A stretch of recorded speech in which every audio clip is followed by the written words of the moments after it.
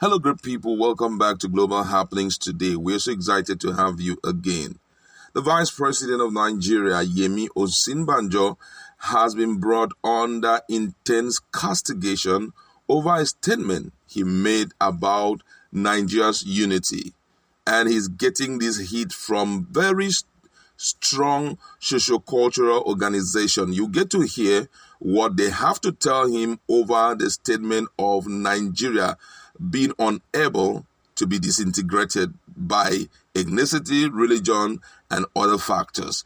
We're going to be giving you the news in a jiffy, but before we do that, if you've not subscribed to our channel, please do well to hit on the red subscribe button and also on the bell icon so that you get notification anytime we publish our videos. The Niger Delta Forum, PANDEF, Afenifere, and Yoruba Council of Elders, YCE, on the weekend took up Vice President Yemi Osinbajo over his claim that nothing, including ethnicity, religion, and class, could separate the country. Osinbajo had been quoted at the wedding ceremony of Fatima, daughter of the Minister of Education, Adamu, held in Bauchi State, as saying that this is one occasion where you will find that our country is truly a united country and that nothing can separate this country, not ethnicity or religion or class. There is nothing that can separate this country. In fact, this is excellent evidence of the fact that this country is united. PANDEF, speaking to the National Publicity Secretary, Honorable Ken Robinson, said, "Certainly, Vice President Yemi Osinbajo was merely trying to delight his host and the audience at the wedding ceremony in Bauchi. He probably was attempting to be politically correct, and that could be the only rational portrayal of his statement, because he knows that Nigeria can indeed disintegrate. Beyond ethnicity and religion, several other issues could cause the breakup of Nigeria and indeed any other country.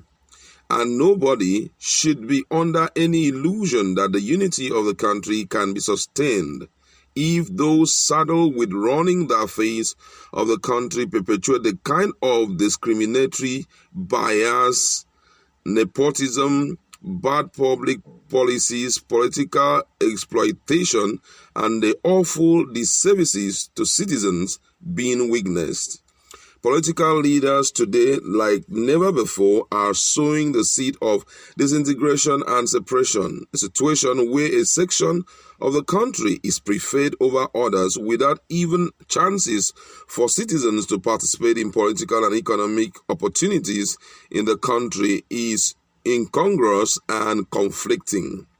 The level of disaffection in the country is alarming. A good majority of citizens feel alienated and are disenchanted.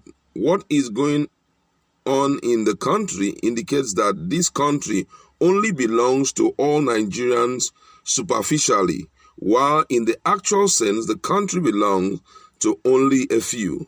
Otherwise, how would anyone fathom the thought that after 8 years of a northern presidency under President Muhammadu Buhari, another northerner should be talking about emerging as president of Nigeria in 2023?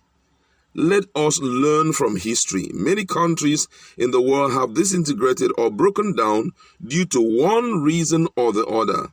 Ours will not be the first or the last. Let us restructure Nigeria to attain a truly federal and egalitarian country. It is the only possibility." Afenifere also on its part described Osinbajo's statement as an aspiration. Abagun Kole Omololu, National Organizing Secretary of the Yoruba Influential Group, said the statement was not necessarily a reflection of where we are, but as with all aspiration, we must work to accomplish it, otherwise we may fall short. The APC government, led by General Buhari, has through its actions and policies divided Nigeria in such a way that only a visionary next president can unite us.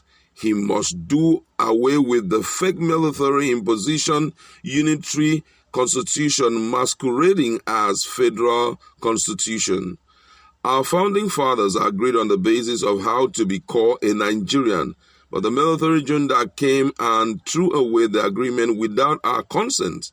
To achieve these aspirations, the Vice President as a person must stand up on the side of the truth. Arrogance of power has destroyed Nigeria.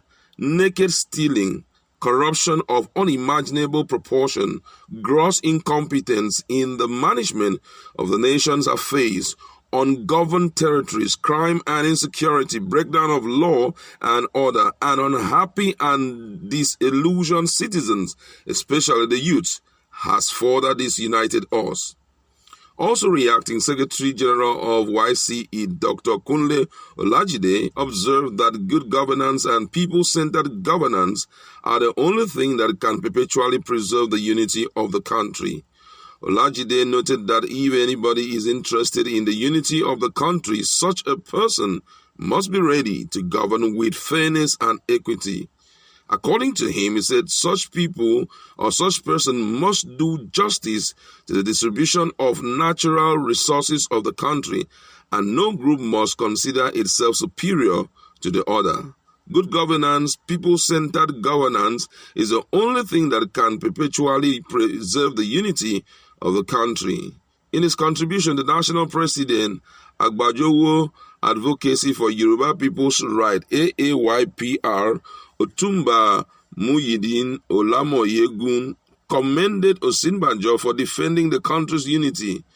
Olamoyegun explained that the Buhari administration has tried to ensure that the country remain one in terms of religion and ethnicity. Speaking in the same vein, a member of Ekiti State Council of Elders, Chief Frederick Ajayi, explained that Nigeria will never separate or divide on the basis of religion. And this has triggered a lot of reactions from Nigerians, and we're going to be looking at that in a jiffy. But, sometimes it's good enough for people to trust you. You must learn to speak the truth. You must learn to call a spade, and also after calling the spade a spade, you now talk of how it's going to be solved. In other words, this is the situation of things in the country. This is where we are going. We are hopeful that we are getting there. It makes a great deal of sense because you're not dealing with children. You are dealing with adults who have, some of them have, done some tremendous things for this country, so they love to hear the truth. And I guess what, that would even be the basis of voting in this country. We must stop playing to the gallery and be telling stories just to impress some people. I mean, enough of all of this. The situation on ground clearly shows, jokes apart, it clearly shows that Nigeria is nosediving a great deal. Now, take for example, what is happening in the northern parts of the country today. Look at what is happening in the northern part of the country. All of them points to the fact that Nigeria, if some set of people decide to wake up today and say, because of the level of insecurity, because of the way the government has tried but has failed in protecting our lives and property, we have decided to break out of this country. Let's just be alone so that we'll be so sure that we are now the one carrying the power to protect our territories. Is that not disintegration? Okay, how about the issue of equity? Just like one of them have mentioned here. A situation whereby a northerner has spent 8 years in power and another northerner is still thinking of going to that same position after you guys have spent 8 years. How about now? Are you alone there? You understand? We need to, opportunities like that is an opportunity to call a spade. You understand? No need to say this country cannot divide and the ethnicity, nothing can divide this country. It can. Look at the pressure. Okay, for example, now, wake up today and tell Southeasterner, IPOP, and tell them, okay, what do you want us to do for you people? We are going to give you presidency, but what else do you want us to do for you people? Those guys will look you in the face and tell you, conduct referendum. We want to leave this country. We are tired of the marginalization, the unfairness, and the injustice. They'll look at you in the face. The Yorubas, the same thing. What landed this guy in prison? What's his name? The chief Sunday Bowo. He was only defending his people. Clearly, it was clearly spelled out. We saw how these guys were putting pressure, just like what they are doing currently. The Fulani haters, they were putting pressure. on the people. They were hewing down people. They were killing people almost on a daily basis. The guy came and said, this is our land. We can't be hosting you. And you are bringing down our people. It makes no sense. And he started pushing hard. The next thing, from nowhere, everything came up against him. And today he's somewhere. I mean, those things are quite unfair. You understand? It is ideal that when issues like this come up, you look at it from different perspectives, and make good decisions about it than to, go against him. Today he's in jail. We don't even know what his future. Look at the Southeast. A lot of things are there. Nigerians are going through the toughest moment of their life, such that some people, even the 17 months that they're talking about today, for many, is too long. They are on their knees praying, Lord, let these 17 months be over so that Nigeria can get back itself. Look at how, what do they call them, bandits are just enjoying. I mean, these guys are enjoying themselves. They broke into, I think, Army University or whatever they call it. They broke into the place. So look at how they were parading and enjoying themselves. Where you go see this guy?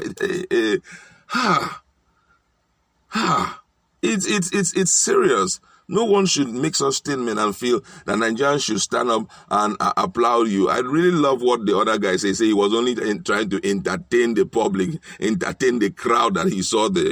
I mean, it makes no sense. Let's look at what Nigerians, because oftentimes Nigerians have something to say. This one here says, that one, he is ready to stand and fight against his own people if they not wants to use him for the agenda. He has no single integrity anyway. Beleface, someone whose home state has been invaded by Fulani, killing, maiming, and taking advantage of our sisters, and he's there enjoying a condition at that sorrow. What day were you expecting him to do? He shouldn't enjoy a condition. Oh my God. It's serious. I understand the plight of Nigerians. I'm telling you. This one says here, Osinbajo should not be like local Yoruba Muslim who wants unity but don't want equity. Now one here say the VP was, in this case, merely entertaining his host and their guests, telling them what they would like to hear. Deep down, he should know better. Another one here says, always giving speech without provocative nonsense. Let's prove the indivisibility of Nigeria by testing the opinions through a referendum. You see? Be a chance of being okay. Another person here says, 100%, said, I see Nigeria dividing. I see Osinbajo contesting for president in Oduduwa nation. I see Obasanjo backing him. This I have seen.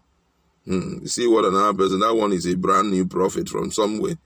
This one here say, if there's a man with no integrity, it's nobody but Ojukwu, who, in his selfish interest, sacrificed over 3.5 million Igbo lives and achieved nothing. Another man without integrity is Hobu Zodima, who came out live on TV to boast of inviting the military to kill his own people. A man without integrity who always ineffective in his Ugwanyi, who has allowed his state to become a major Fulani killing field, yet asks his people to fast and pray so supernatural bullets come out from heaven and fall on the Aguilas. Oh my God. Another man without integrity is Oji, who has done no good thing for his state. You want to contest for presidency. What on earth does he have to offer? A people without integrity are the ones who held the killing of security operatives and activities of UGM, yet blame the president for rising insecurity in the nation. I sincerely do feel you worry about your region and its leaders. Sorry, state first, then maybe your opinion would sound reasonable. So many people talking here. Another one here says, if Nnamdi Kanu will say the same if he is in such position. He said, even Nnamdi Kanu will say the same if he is in the same position. Nigerians are